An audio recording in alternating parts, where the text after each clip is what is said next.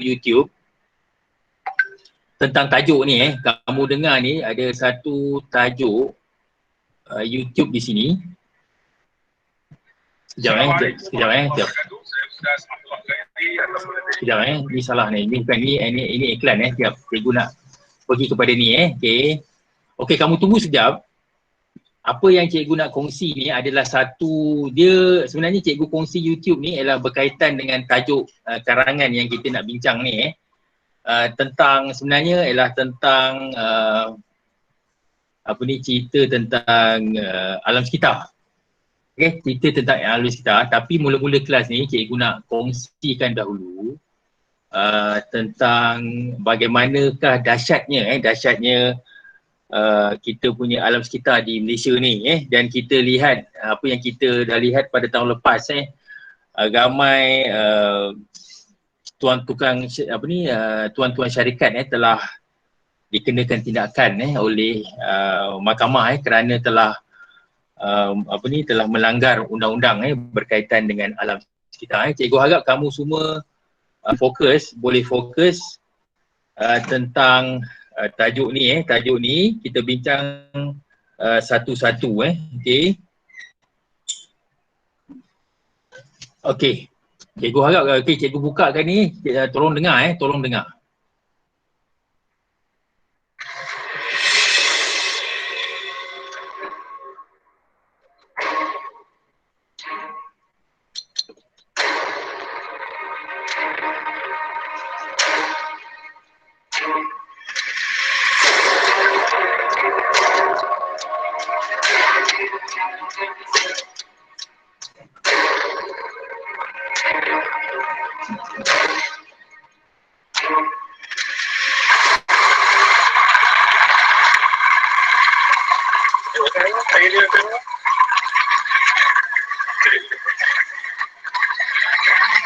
Jadi air ni memang masuk dalam air ni memang masuk dalam laut lah. Air ni dia masuk dalam laut dan sebabkan air tu tukar warna. Jadi itu pokok je lah. Dan apa yang kita lihat ini sebabkan air ni juga lah kita dapat lihat pokok bakau kebanyakannya mati. Dan juga disediakan kekurangan dan kita juga dapat jawatan daripada nelayan bahawa pendapatan mereka terjejas sebabkan air licin yang mengalir keluar ke laut.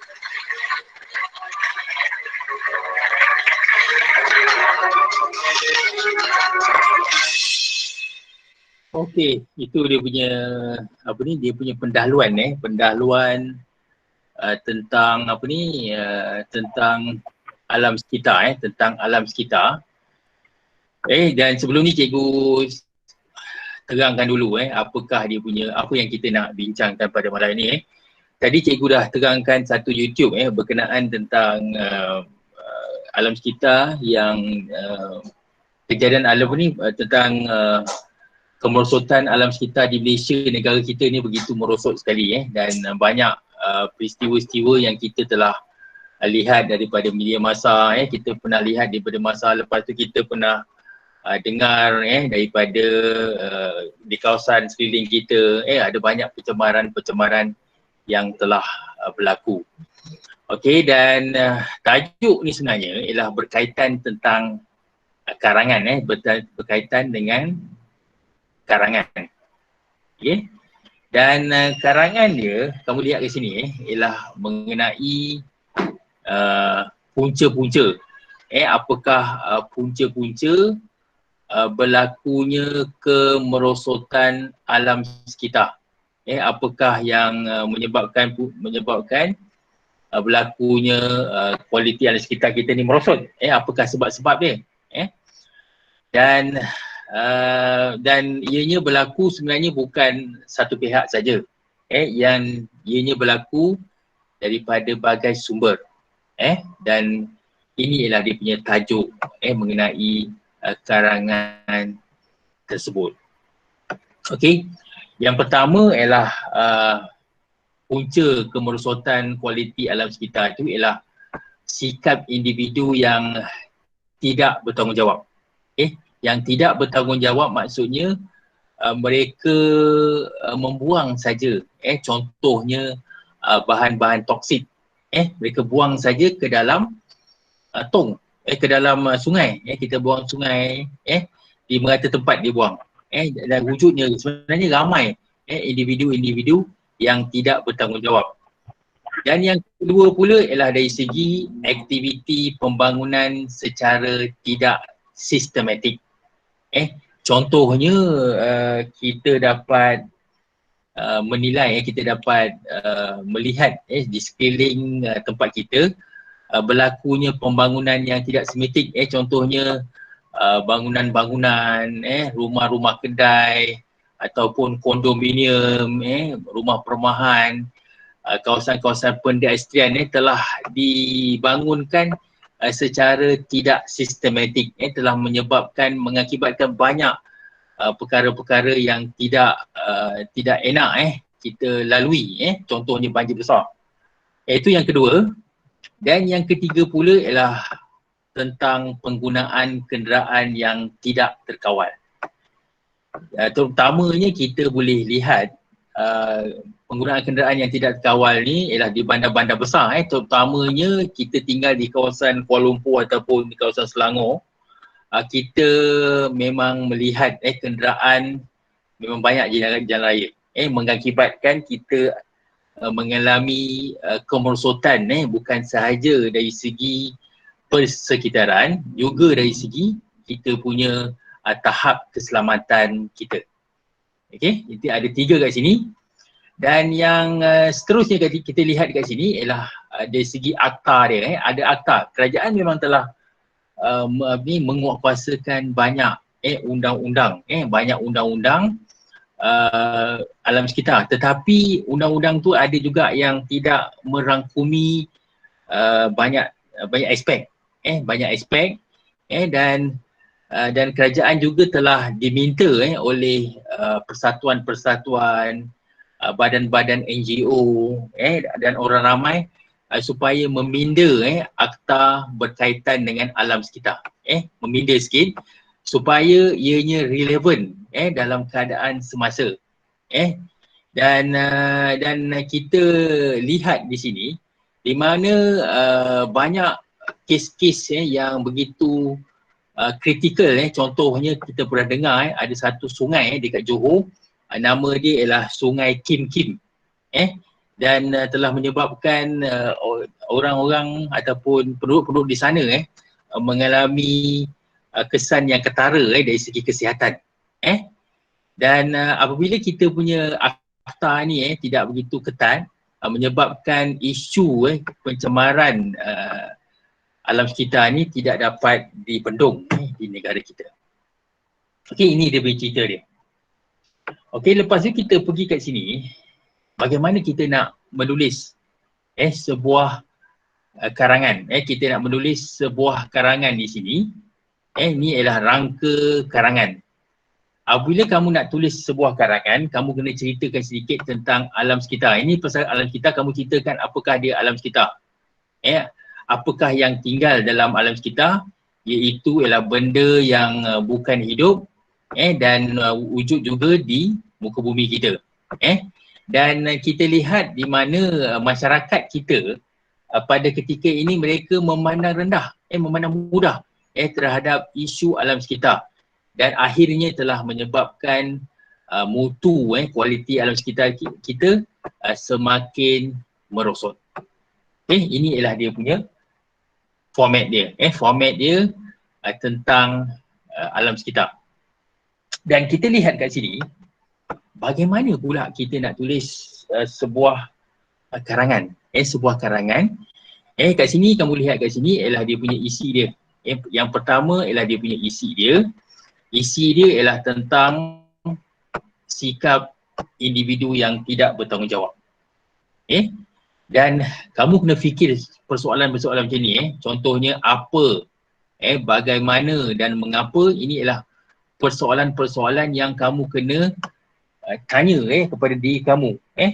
Apakah, bagaimana kamu nak kembangkan, kamu kena ada dalam fikiran kamu soalan-soalan apa. Apa contohnya ialah siapakah yang melakukan.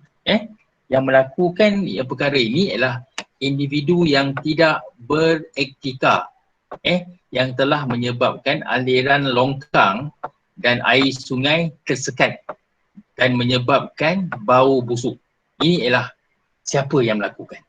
Siapa? Apa? Ini ialah individu yang melakukan. Yang kedua pula ialah apabila dia melakukan perkara ini, dia menyebabkan orang yang pergi kat situ, dia akan bau yang dikeluarkan kawasan tu ada bau yang meloyakan tekak, menusuk hidung, dan menjejaskan kualiti alam sekitar. Dan contoh dia, bagaimana mereka buat? Contohnya ialah individu itu akan sengaja membuang sampah ke dalam longkang ataupun sungai. Dia akan buang, dia suka hati dia akan buang sampah.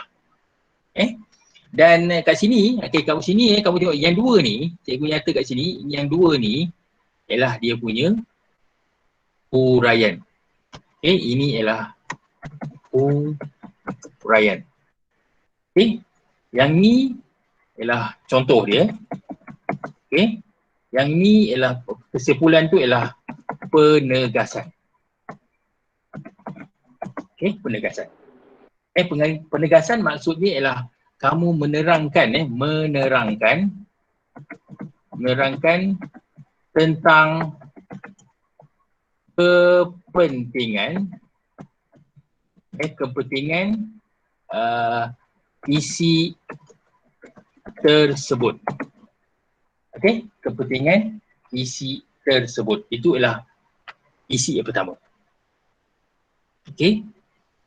Lepas itu kita pergi kepada isi yang kedua. Isi yang kedua pula ialah, kamu lihat kat sini, isi yang kedua ialah aktiviti pembangunan yang tidak sistematik. Ini isi dia. Dan kamu kena nyatakan, kamu kena terangkan kepada pemirsa, apakah dia projek pembangunan aktiviti yang tidak sistematik. Dan kamu nyatakan ialah projek pembinaan bangunan kediaman. Di layer yang berikut, kamu lihat kat sini ada banyak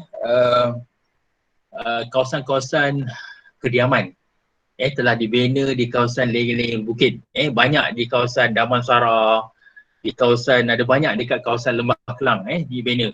Ini adalah yang telah dimajukan secara tidak sistematik. Dan apa yang mereka buat? Yang kat sini pula kamu kata mengapa, bagaimana, apa yang mereka lakukan? Kamu boleh nyatakan pembangunan yang mereka lakukan, pemaju-pemaju itu, mereka membangunkan kawasan itu secara agresif dan menyebabkan gelongsoran tanah. Gelongsoran tanah maksudnya tanah itu boleh bergerak begitu laju. Apabila bergerak begitu laju, menyebabkan dia punya kesan ni ialah tanah runtuh. Kesan dia ialah tanah runtuh dan mengancam. Oleh itu dia akan mengancam keselamatan penduduk. Ini juga ialah dia punya huraian di sini. Huraian. Huraian. Dan lepas tu kamu dah hurai, lepas tu kamu kena bagi contoh lah supaya orang bila pembaca membaca kamu punya tu, dia dapat faham lah apakah apa yang kamu ceritakan. Kamu dah ceritakan bahawa ini memang berlaku. Kat sini kalau barulah kamu nyatakan dalam dia punya contoh dia. Dalam dia punya contoh dia. Kat sini. Ini ialah dia punya contoh dia.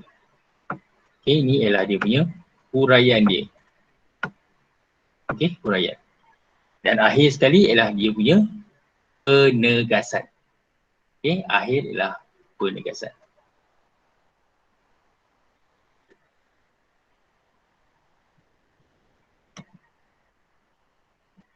Yang ni ialah penegasan. Ini dia punya, ini ialah cara kamu nak buat satu karangan yang berstruktur. Berstruktur. Dan seterusnya nombor 3 ni ialah tentang penggunaan. Ini ialah isi dia. Ini ialah isi dia. Ini ialah isi dia. Dan penggunaan kenderaan yang tidak terkawal, maksudnya kereta dah semakin banyak. Kamu lihat kat sini ada pertambahan kenderaan. Apabila berlakunya pertambahan kenderaan menyebabkan semakin banyak gas karbon dioksida dibebaskan. Ini ialah kesan dia. Dan apabila ada banyak CO2 ni, karbon dioksida ni, menyebabkan manusia akan menyedut gas beracun.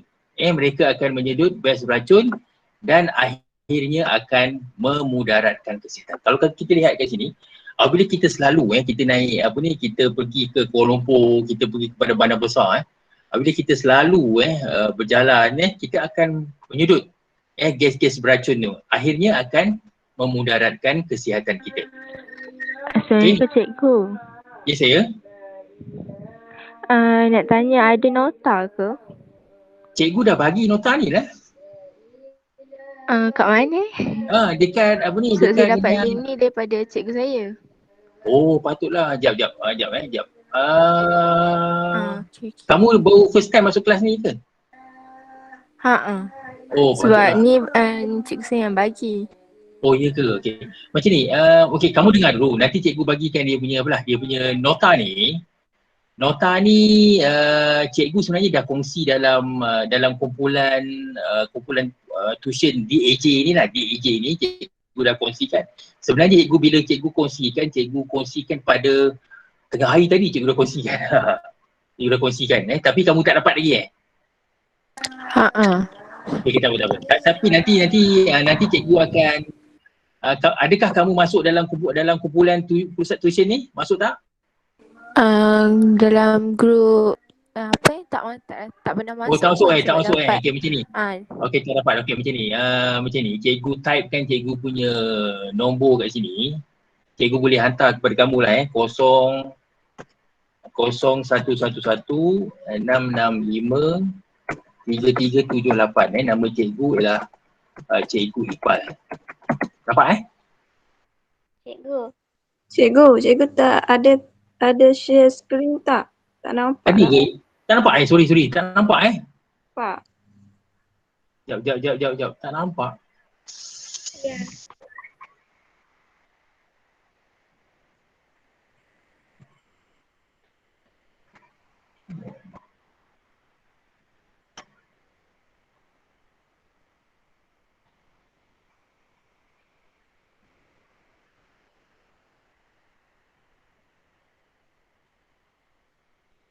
Okey, sekarang nampak tak? Dah. Nampak sekarang? Nampak. Tadi kenapa tak beritahu cikgu? Cikgu dah terang tadi dah.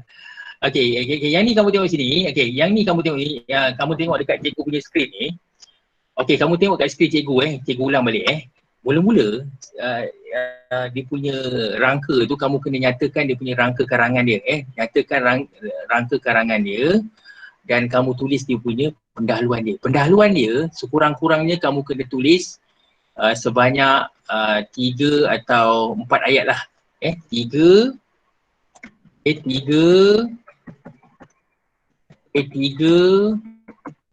atau 4 ayat.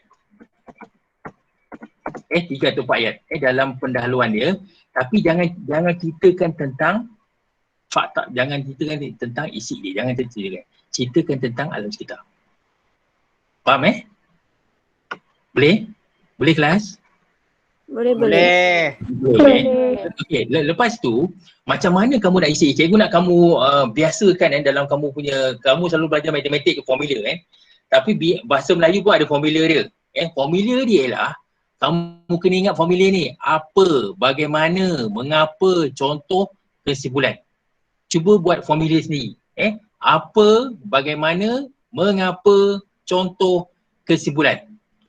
Dan ini ialah perkara-perkara yang kamu kena nyatakan dalam setiap perenggan. Okey, dalam setiap perenggan mesti ada ni. Kalau kamu menjawab mengikut apa yang cikgu tulis kat sini, insya-Allah kamu akan mendapat keputusan yang baik untuk karangan kamu. Apa, bagaimana ataupun mengapa, contoh dan kesimpulan. Okey, apabila kamu ada perkataan-perkataan menjadi apa, bagaimana, mengapa ni semua, barulah kamu boleh memanjangkan ataupun mengolahkan kamu punya isi kamu. Boleh Itu dia. Itu cikgu dah tulis kat sini. Okay. Lepas ni kita akan buat latihan. Okey, yang isi yang kedua kamu lihat kat sini ialah aktiviti pembangunan yang tidak sistematik. Kamu lihat kat sini, apakah maksud dia? Kamu tengok apa? Apakah projek pembangunan yang tidak sistematik? Projek pemuahan yang tidak sistematik ialah ialah projek pemuahan yang tidak sistematik ialah projek-projek ini dilaksanakan dekat laying-laying bukit. Itu maksud tak sistematik. Cuba kamu tengok kalau kamu tinggal dekat kawasan-kawasan macam kawasan di Damansara kamu tengok ada banyak bangunan dan kamu lihat kat situ apabila bangunan tu ada banyak, lepas tu pokok tak ada. Apabila pokok tak ada, kawasan-kawasan yang berada di kawasan luar bandar contohnya dekat kawasan Kuala Selangor, menyebabkan air tak ada, pokok tak ada. Apabila pokok tak ada, menyebabkan kawasan-kawasan di pendalaman tu menyebabkan kawasan tu banjir kilat yang besar-besar. Itu sebabnya kita lihat di sini aktiviti pembangunan ni tidak begitu sistematik. Dan apabila berjadi itu menyebabkan kamu lihat dekat kawasan Damansara semua ni dia tak ada pokok, menyebabkan tanah itu akan menggelosor. Menggelosor mengibatkan kesan tanah runtuh dan akhirnya penduduklah menjadi mangsa dia.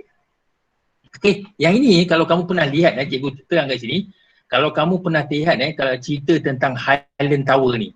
Highland Tower ni berlaku sebenarnya pada tahun 1990. 1910 dan ianya berlaku dekat laying bukit, dekat kawasan Bukit Antarabangsa. Tahun 90 cikgu ingat tahun 1990 Semasa itu penghuni-penghuni sedang tidur. Mereka sedang tidur. Dan ketika itu tengah malam tiba-tiba ada bunyi kuat dan menumbangkan satu blok Pangsamari mewah. Ramai orang akan tinggal di situ ialah orang-orang yang kaya. Ini adalah satu kesan dia apabila kita tak menjaga alam sekitar kita. Itu yang pertama. Yang kedua pula, kamu lihat pada tahun lepas kamu pernah dengar tentang pembuangan sisa toksik yang berlaku dekat Johor. Yang berlaku dekat Selangor ni, dekat Sungai Selangor. Ramai empunya syarikat, tuan-tuan syarikat, mereka telah dihadapkan ke mahkamah kerana mereka merupakan orang yang tidak bertanggungjawab. Mereka membuang sisa-sisa toksik itu ke dalam sungai. Apabila dia membuang dalam sungai, kita ni sebagai pengguna, kita minum air beracun. Kan berbahaya kan? Oleh itu ini adalah beberapa perkara yang telah menjadi satu barah dalam penghidupan masyarakat di Lebah Kelang kerana perbuatan segelintir orang-orang ataupun masyarakat yang membuang sisa-sisa toksik, sisa-sisa yang beracun ke dalam sungai kita. Itu yang kedua. Manakala yang ketiga pula ialah penggunaan kenderaan yang tidak terkawal. Yang ini kita fokus kepada bandar-bandar besar, contohnya dekat Kuala Lumpur, di Selangor, kalau di bandar-bandar besar lain di Johor Bahru, di Pulau Pinang, dan pertambahan kenderaan tu semakin meningkat. Apabila pertambahan kenderaan tu meningkat dan banyaklah gas karbon dioksida dilepaskan. Apabila kita ni selalu kita naik motor, kita naik kenderaan atau kita turun daripada kenderaan, kita terpaksa menyedut gas beracun dan telah memudaratkan kesihatan kita. Dan contohnya kita lihat di sini, kita yang tinggal dekat Lembah Kelang ni, kita memang terdedah dengan indeks pencemaran udara bacaan yang tidak sihat. Setiap tahun kita akan mengalami peristiwa-peristiwa yang menyebabkan kita tidak selesa kerana jerubu yang dia punya indeks pencemaran dia begitu tinggi sekali dan boleh memberi kesan kepada kita semua. Dan kat sini kamu lihat kat sini kesimpulan dia. Kesimpulan dia ialah apakah langkah proaktif yang kita kena buat. Contohnya kita kena mengurangkan penggunaan kenderaan. Contohnya kita boleh menggunakan kenderaan-kenderaan awam untuk pergi tempat kerja, untuk pergi ke kompleks, itu ialah kesimpulan dia. Dan akhir sekali cikgu nak nyata kat sini ialah dia punya penutup dia. Oleh itu kamu nyata kat sini ialah semua pihak rakyat Malaysia perlu menjaga alam sekitar supaya semua rakyat kita ataupun kita sini dapat hidup dengan berkualiti dan oleh itu kesedaran tentang kepentingan alam sekitar ini perlulah disedari oleh semua anggota masyarakat. Ini ialah dia punya penutup dia. Cikgu harap kamu faham tentang penutup ni dan kamu boleh tambah sini kalau kamu nak letakkan peribahasa ke kamu boleh tambahkan, tapi pastikan peribahasa tersebut berkaitan tentang tajuk tersebut. Okey, cikgu dah selesai kat situ. Okey, kita pergi kepada soalan. Tapi kamu kena nanti bila cikgu tunjukkan soalan tu, kamu kena rujuk balik. Kamu kena rujuk balik dekat sini. Rujuk balik kat sini. Rujuk balik kat sini. Barulah kamu boleh jawab soalan kat sini. Soalan ni kat sini. Soalan dia ni contoh soalan. Soalan ni sebenarnya karangan ni dia dah bagi kamu dah satu karangan yang dikatakan lengkap, tetapi kamu perlu mengisi tempat-tempat kosong kat sini. Kamu kena isi tempat-tempat kosong kat sini berdasarkan daripada rangka. Kat sini kamu kena carikan daripada rangka karangan yang kita telah bincangkan tadi. Rangka karangan. Rangka karangan yang kita telah bincangkan.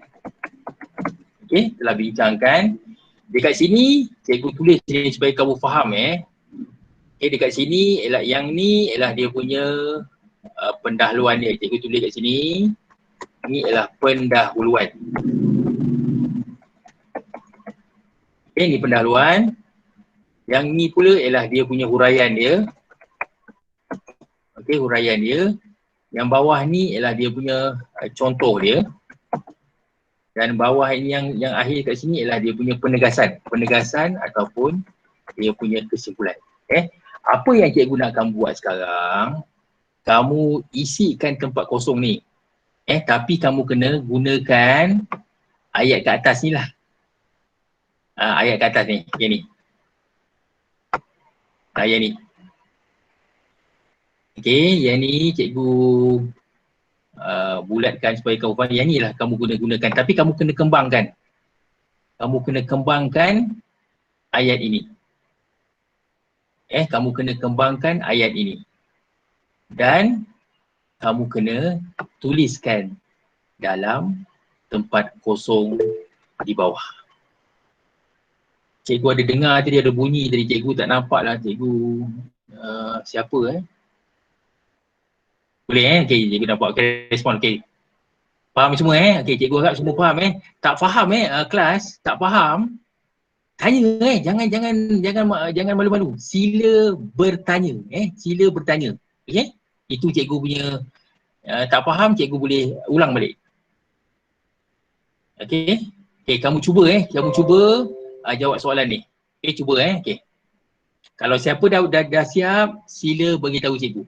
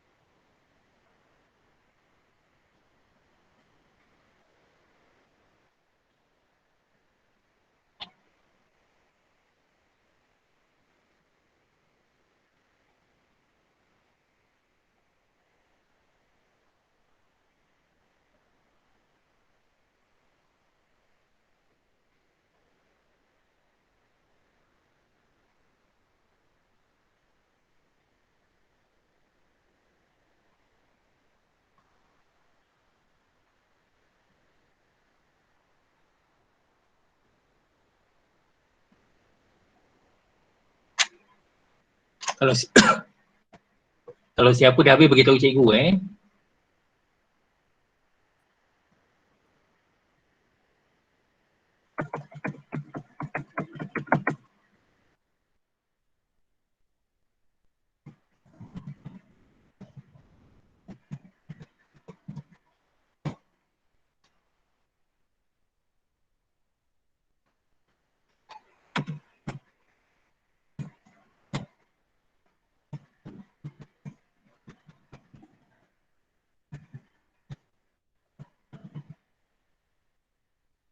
Tulis yang ini saja, apa saja, ini saja Dah cikgu.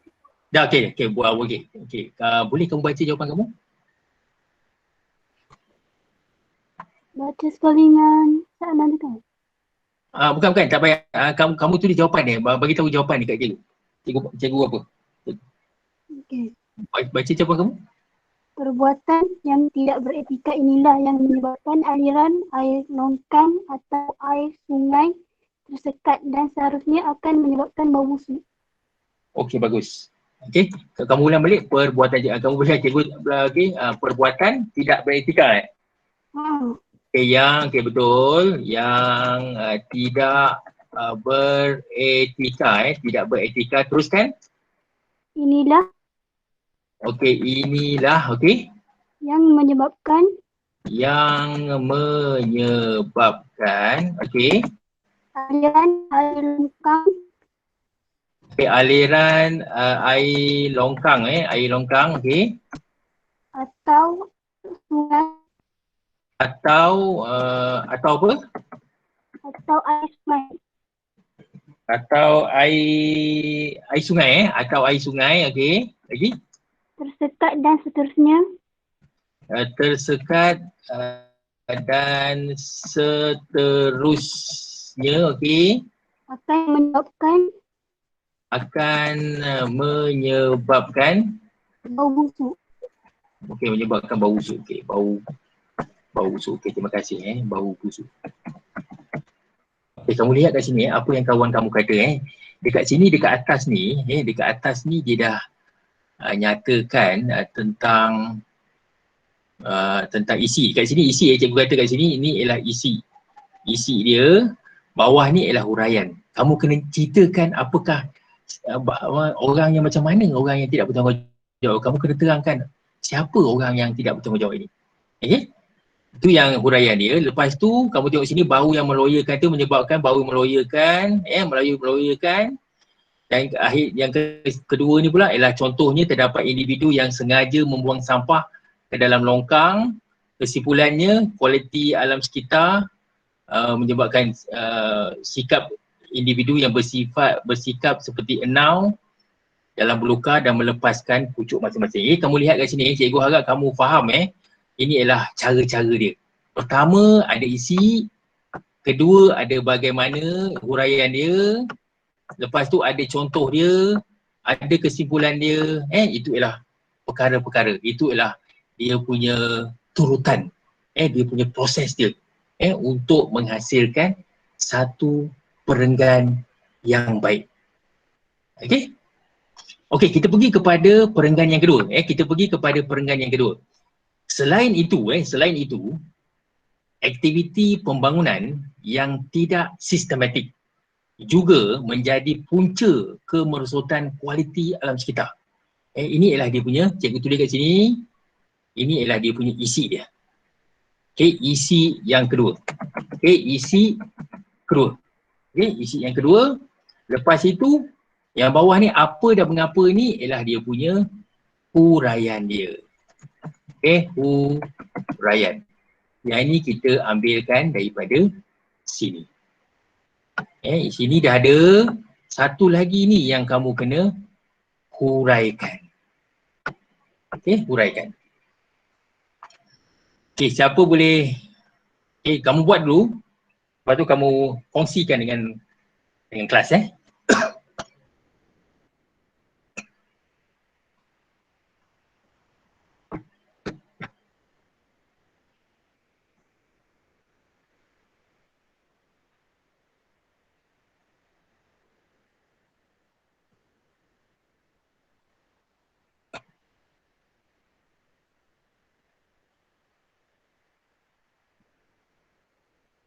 antara proses yang tu adalah apa, mengapa tu macam mana nak jawab.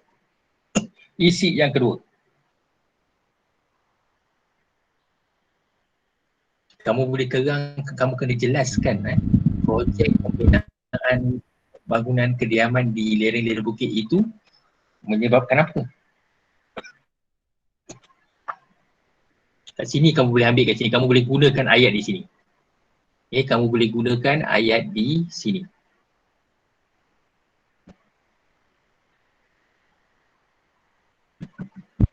Siap, cikgu.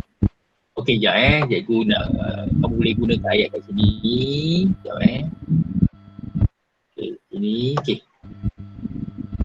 Okey, tolong bacakan jawapan kamu. Baca pelan-pelan baca pelan-pelan.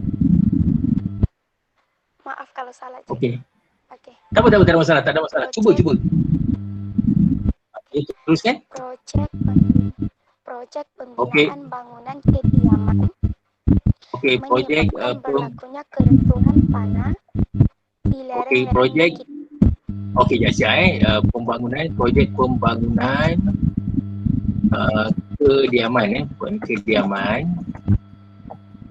kediaman di lereng bukit. Okey, lereng bukit. Okey, lepas tu Bukan, cikgu. Dia projek pembinaan bangunan kediaman menyebabkan keruntuhan tanah di lereng-lereng bukit. okey, menyebabkan keruntuhan tanah di lereng-lereng bukit. Okey, betul? Di lereng-lereng bukit. Okey, ada nak sambung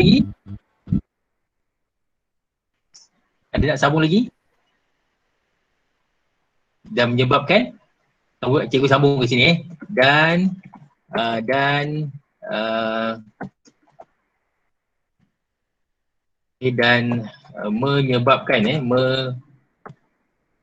menyebabkan berlakunya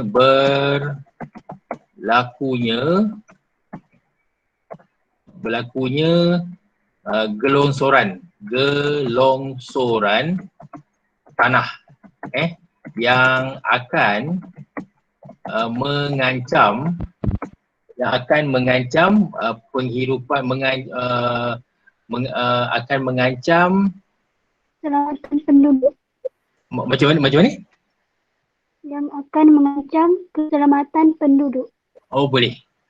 Okey, yang akan mengancam keselamatan penduduk.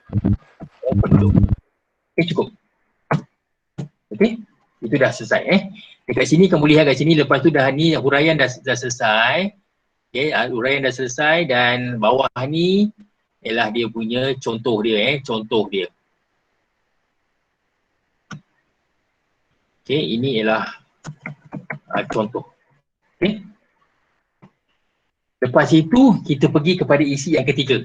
Cikgu tulis kat sini supaya kamu lebih peka.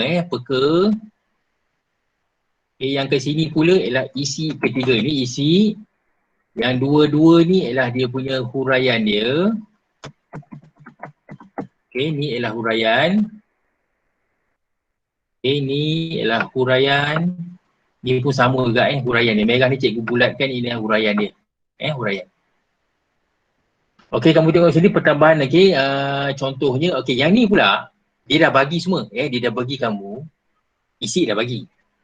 Huraian dah bagi. Cikgu pun ejaan pun salah ni ejaan. Mana pula sekejap ejaan salah pula cikgu. Okey, ni huraian dia soalan kamu tengok sini Okey. Huraian. Okey, yang ini dalam perenggan ni dia dah bagi kamu dah. Dia dah bagi kamu huraian dah bagi. Isi pun dah bagi. Dan kat sini kamu kena nyatakan dia punya kesimpulan dia. Okey, kesimpulan dia ataupun dia punya penegasan.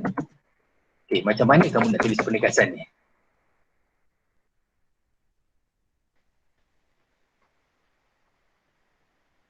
Macam mana kamu nak tulis dia punya penegasan.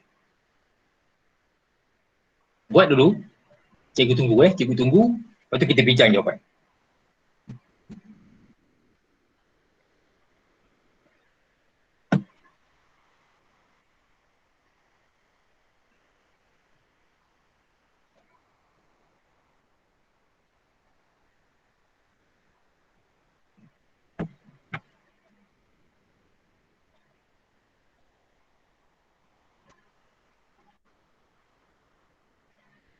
Dah itu. Dah okey. Okey, boleh kamu bacakan jawapan kamu? Kesimpulannya, langkah proaktif perlu diambil supaya Okey, dapat jap. Okey, langkah jap kau pelan-pelan langkah jap jap. Langkah proaktif, okey, teruskan. perlu diambil. Perlu Langkah proaktif perlu diambil supaya okey, perlu diambil, okey, lagi supaya dapat supaya dapat mengurangkan penggunaan kenderaan. mengurangkan penggunaan kenderaan. Okey, jap. Cikgu nak adjust pula, nak kena adjust ni.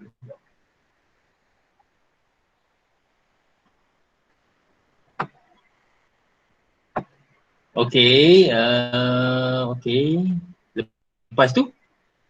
Yang menjadi punca Sekejap yang menjadi punca yang menjadi punca okey, menjadi punca apa? kemerosotan Menjadi punca kemerosotan okey, kemerosotan kualiti alam sekitar. Merosotan apa? Kualiti alam sekitar. Okay, kualiti alam sekitar. Okay. Ini adalah penegasan. Penegasan maksudnya kamu menekankan balik isi tersebut supaya bila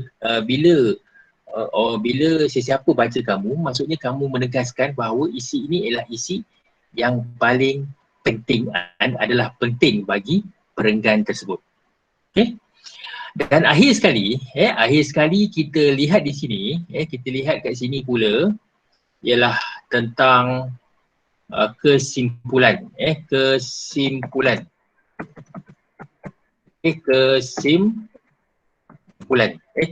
dia. Kesimpulannya penulis ini tulis macam ni, secara totalnya penjagaan alam sekitar merupakan tanggungjawab semua pihak. Rakyat Malaysia perlu menjaga alam sekitar demi kelangsungan hidup yang berkualiti. Oleh itu, kesedaran tentang kepentingan kualiti alam sekitar perlu disedari oleh semua anggota masyarakat. Okey? Ini adalah cara-cara je, cara-cara kamu nak menulis karangan yang berstruktur, yang sistematik. Cikgu harap kamu faham yang apa yang kita ada bincang tadi. Cikgu nak ulang balik apa yang kita bincang mula-mula tadi. Mula-mula tadi cikgu ada utarakan, cikgu ada ketengahkan satu YouTube mengenai alam sekitar yang berlaku dekat kawasan kita lah, kawasan alam dekat Lembah Kelang ni. Dan dekat sini cikgu ada kongsikan tentang soalan punca-punca kemerosotan kualiti alam sekitar. Kualiti alam sekitar dan dinyatakan 3 isi yang penting. 3 isi yang penting. Yang pertama ialah sikap individu yang tidak bertanggungjawab. Yang kedua pula ialah aktiviti pembangunan secara tidak sistematik. Yang ketiga pula ialah penggunaan kenderaan yang tidak terkawal. Ini ialah 3 isi yang penting. Dan kita buat sini, kita lihat apa yang kita nak, bagaimana kita nak mendapat sebuah karangan yang baik. Bagaimana, apakah cara dia kita nak dapat sebuah karangan yang baik. Okey, yang pertama di sini, idea kamu tu, kamu kena semak. Idea kamu tu mestilah relevan. Kamu semak. adakah soalan tu apabila kamu keluarkan kamu punya idea mengikut kehendak soalan. Itu yang perkara yang paling penting sekali. Cikgu tulis kat sini, mesti mengikut. Okey. Mengikut kehendak soalan. Okey, isi yang diberikan hendaklah mengikut kehendak soalan. Itu yang paling penting sekali. Kalau kamu tak ikut kehendak soalan, kamu akan dikategorikan kamu punya isi kamu tu menyimpang ataupun terpesong. Itu perkara yang kita kena hindarkan. Okey. Yang kedua pula ialah idea kamu tu. Idea kamu tu mesti jelas. Mesti jelas. Kalau dia kata A, kamu jawab A. Janganlah kamu kata A, kamu jawab C.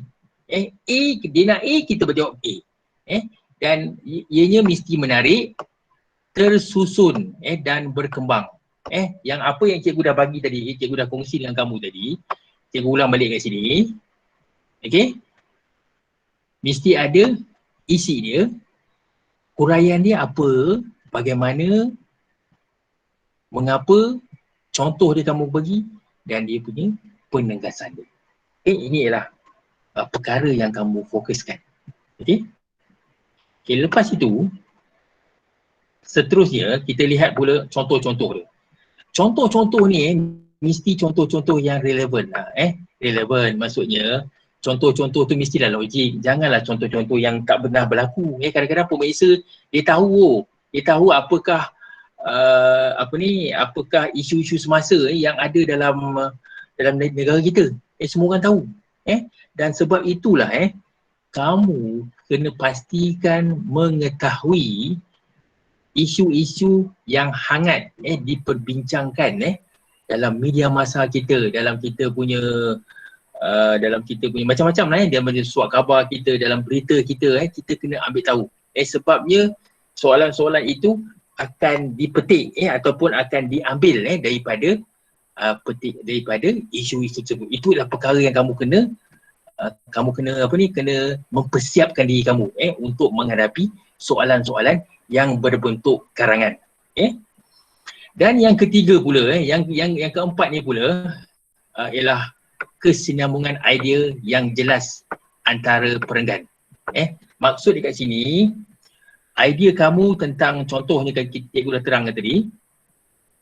Contoh ni kat sini dia ceritakan sikap individu yang tidak bertanggungjawab. Kamu kena nyatakan perkara-perkara ini saja dalam perenggan itu. Jangan pula kamu masukkan yang isi kedua ni kamu masuk ke sini. Jangan. Pastikan isi pertama dalam perenggan yang pertama. Isi kedua dalam perenggan yang kedua. Okey, seterusnya. Seterusnya ciri yang kedua. Grammar ayat kamu tu kena gramatis ataupun bervariasi. Gramatis tu maksudnya cikgu ada terangkan dengan kamu pada minggu-minggu lepas. Ialah contoh-contoh cikgu dah terangkan cikgu dah terangkan tentang apakah dia ayat pasif.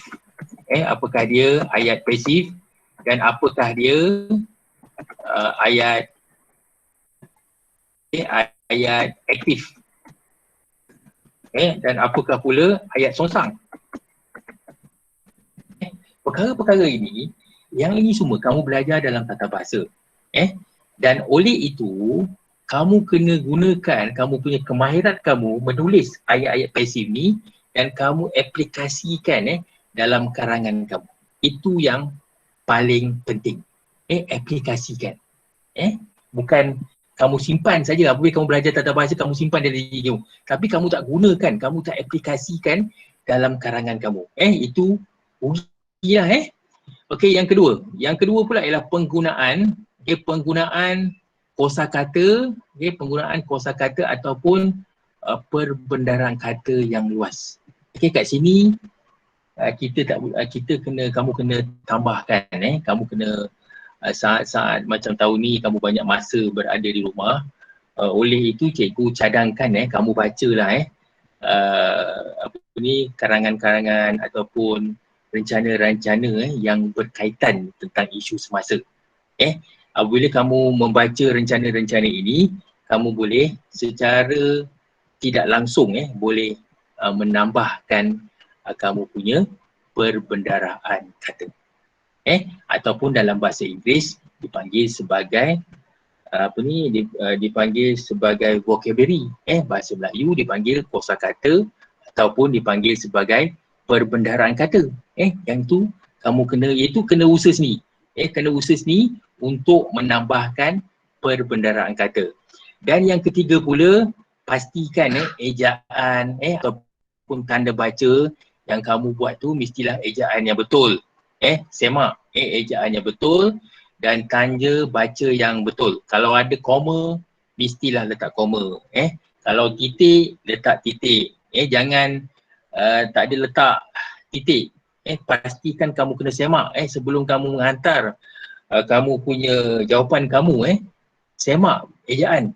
Sebabnya ianya memberi markah dan itu juga ejaan tanda baca tu menjadi perkara yang penting dalam menentukan bahawa kamu dapat keputusan yang baik ataupun yang tak baik. Dan yang keempat pula ialah dari segi kesalahan bahasa yang minimum. Kesalahan bahasa dari segi struktur ayat dia, contohnya cikgu boleh kata kat sini, contohnya tentang macam mana kamu nak buat ayat, ada subjek, lepas tu ada predikat, ini adalah perkara-perkara yang kamu kena betulkan. Janganlah perkara-perkara yang mudah-mudah yang kamu dah tahu ni kamu buat kesalahan. Dan yang ketiga pula ialah, ciri yang ketiga ialah pengolahan yang menarik, yang berkesan, yang mantap, dengan pembenengan yang sesuai. Contohnya kamu lihat contoh kat atas ni. Kamu tengok sini ada dia punya pendahuluan dia. Lepas tu ada perenggan yang kedua, ada dinyatakan tentang huraian dia. Apakah isi yang pertama dan apakah dia punya huraian dia dan apakah dia punya contoh dia dan apakah dia punya kesimpulan dia. Kamu kena mempunyai karangan yang mempunyai perenggan yang sesuai. Dan seterusnya ialah penanda wacana. Penanda wacana cikgu selalu tekankan penanda wacana itu begitu penting sekali. Kalau contohnya kamu nak supaya ayat kamu tu tidak tergantung, ianya menarik, tidak tergantung, dan apabila pembaca membaca, kamu lihat dia ada kesinambungan daripada satu idea ke satu idea. Dan seterusnya pula ialah dari segi ungkapan indah. Ungkapan indah seperti peribahasa, pantun, cogan kata, ataupun hiasan. Kalau kamu ingat, kalau kamu ingat, kamu letakkan. Kalau tak ingat, jangan letakkan. Kalau salah peribahasa, salah maksud, akan dipotong markah. Okey? Dan yang terakhir sekali ialah dari segi bahasa yang menarik. Bahasa yang menarik iaitu bahasa yang pelbagai. Yang itu cikgu dah nyatakan kepada kamu. Bahasa-bahasa contohnya ada penggunaan ayat pasif, ayat aktif, ataupun ayat sonsam. Okey, cikgu harap cikgu kamu jelas kamu boleh menguasai bagaimana hendak menulis sebuah karangan yang menarik, menarik dan mengikut kehendak soalan. Okay, kita ada lebih kurang 1 minit lagi, 1 minit lagi kelas. Cikgu harap ada sebarang soalan di kelas sebelum ada sebarang apa yang kamu tak faham, bagaimana nak tulis karangan-karangan yang macam mana nak tulis, yang itu kamu kena tanya cikgu. Ada tak soalan sebelum tu? Siapa ada soalan tak? Cikgu. Ya, saya. Nak tanya. Ya. Contohlah pendahuluan guna ayat yang panjang sikit macam dalam meniti kehidupan pada Macapada. Boleh ke guna macam tu? Okey. Ke Okey, macam ni. perlu kurangkan? Okey. Cadangan cikgu mencadangkan ialah kamu kena tulis ayat tu jangan panjang-panjang. Bila kita tulis ayat panjang-panjang, ianya akan mengundang kepada kesalahan. Seelok-eloknya tulis ayat yang pendek dan kurangnya kesalahan. Itu yang paling penting sekali. Kita nak cuba kurang kesalahan. Kalau kamu buat kalau kamu nak buat satu ayat panjang sangat dan kamu boleh tuliskan tuliskan dalam beberapa ayat. Ayat panjang tu kamu pecah-pecahkan. Contohnya ayat majmuk, kamu boleh pecahkan menjadi ayat tunggal. Beberapa ayat tunggal. Okey, adakah cikgu menjawab soalan kamu? Okey, faham cikgu. Faham senangnya paling ringkas dan pemirsa membaca dia faham kamu punya karangan. Itu yang paling baik sekali. Okey? Okey,